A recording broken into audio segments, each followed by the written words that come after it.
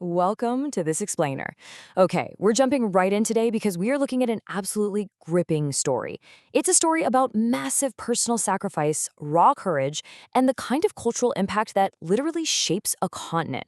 We're talking about James Hannington. He was the first Anglican bishop of East Africa. Now, his time on the ground there was incredibly brief, but you know what? His willingness to put absolutely everything on the line laid a spiritual foundation that changed Africa forever. So buckle up, because this narrative is just incredible. Now, what's really interesting about this slide is we're dropping right into the emotional climax of his life. Just listen to this. Go tell the king that I die for Uganda. Think about that. These were his final, defiant words spoken directly into the faces of the men who were quite literally about to take his life. It's just a breathtaking statement of purpose, right? But to really grasp the sheer weight of that moment, we've got to rewind. We need to look at the man himself and exactly how he ended up in this fatal position. So let's start with Chapter 1, A Sacrifice for Uganda. Picture this. It's October 29th, 1885. Hannington is a captive. He's thousands of miles from the comforts of home, staring down his own execution. And it wasn't a quick or quiet end either.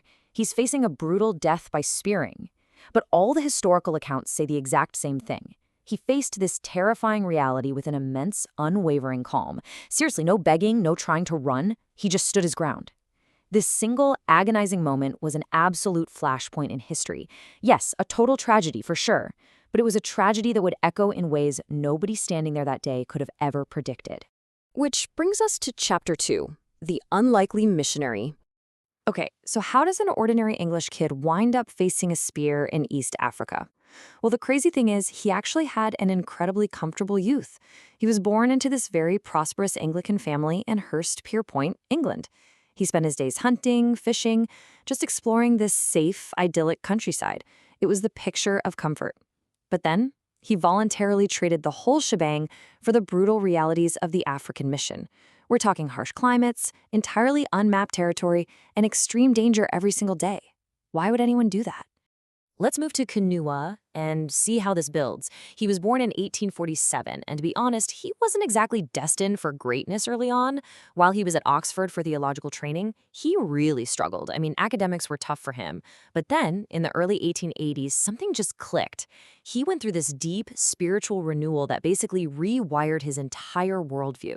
Suddenly, this struggling student is utterly consumed with a passion to serve Christ. It was so intense that by 1884, he was consecrated as the very first Anglican bishop of East Africa. He basically adopted this simple motto, work for God while it is day. This wasn't just some career change. Hannington was reading these vivid reports pouring in from the Church Mission Society in Africa, and it just broke his heart wide open. He felt this intense, burning urgency, He genuinely believed he was called to reach people who hadn't heard the gospel, and he knew the clock was ticking. He had to go now. Let's look at Chapter 3, The Brutal African Trek. The physical journey he actually took across the continent was, frankly, a nightmare. Hannington and his crew were walking straight into insurmountable odds. Debilitating tropical diseases that could just ravage your body overnight. Treacherous, punishing mountain terrain that they had to cross entirely on foot. Throw in huge language barriers, blistering heat, and basically zero medical care. It's just staggering. Imagine the sheer physical toll. Disease, mountains, total exhaustion. He was pushing his body and his spirit to the absolute breaking point, mile after agonizing mile. And the thing is, as bishop, his territory was massive. He could have totally stayed in a safe, comfy administrative office somewhere and just directed his people from afar. But that was not James Hannington. He chose to hit the road. He fundamentally believed that a real leader has to share the mud, the sweat, and the miseries of the people they're leading. So despite all the physical agony, he remained incredibly enthusiastic. He was literally leading from the front lines. That leads right into Chapter 4, Capture by King Mwanga.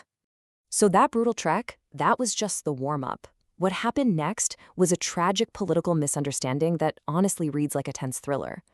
Look at King Mwanga II of Buganda. He was watching this growing Christian influence, and he was terrified. He had real, pressing fears about a foreign invasion and British political ambitions. He was just trying to protect his turf. But on the other side, you have Hannington, right? His mission was completely spiritual, but his route into the kingdom was seen as a military threat. It was this fatal collision of political paranoia and missionary zeal.